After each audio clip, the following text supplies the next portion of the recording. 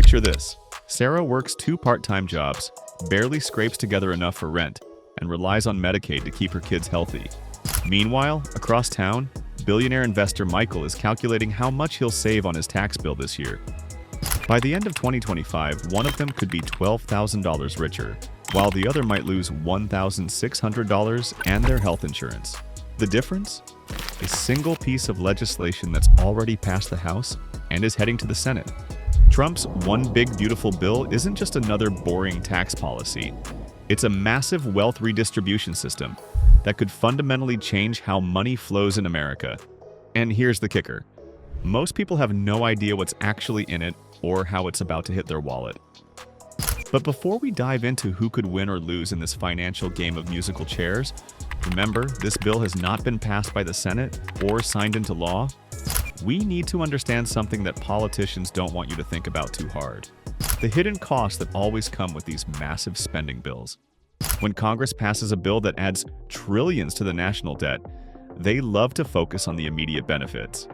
Tax cuts sound great, right? More money in your pocket today. But here's what they don't mention in those feel-good speeches. The bill will add about $3.8 trillion to the federal government's $36.2 trillion in debt over the next decade. Think of it like this. Imagine your neighbor kept borrowing money to throw bigger and bigger parties. At first, everyone's having a great time. Free drinks, fancy food, live music. But eventually, someone has to pay the bill. And guess who that someone is? Everyone in the neighborhood. When the national debt grows this fast, it doesn't just disappear into thin air. It creates what economists call a crowding out effect. The government starts competing with regular people for the same pool of money. Want a mortgage? Well, now you're competing with Uncle Sam, who needs to borrow billions every week. Want a car loan? Same story. Interest rates creep higher. Your credit card payments get more expensive. That mortgage you were thinking about? It just got $200 more per month. And here's the really sneaky part. This happens gradually, so most people never connect the dots between that fancy tax bill and their higher monthly payments. But the debt story is just the beginning. The real drama starts when we look at where this money is actually going and who's really benefiting from this trillion-dollar reshuffling. Here's where things get interesting. The richest 0.1% of taxpayers, those with incomes over $3.5 million a year, would receive an average annual tax cut of $314,000. These 200,000 multimillionaires would receive more total dollars in tax cuts than the 187 million families with incomes in the bottom 60%. Let that sink in for a second. 200,000 people, roughly the population of Salt Lake City, are getting more money than 187 million Americans combined.